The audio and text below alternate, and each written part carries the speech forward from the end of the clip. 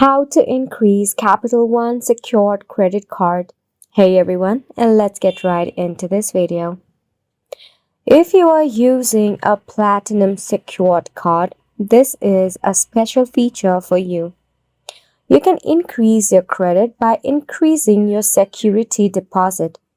To further explain, if you have a Capital One Platinum secured card, you can raise the initial credit limit by depositing a larger security deposit.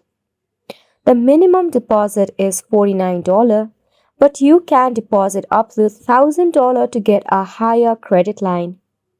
When you make on-time payments and meet Capital One requirement, you may eventually be eligible to get your deposit refunded and convert your secured card to be unsecured card. To request a credit limit increase, you can check out the Capital One website or help center of it.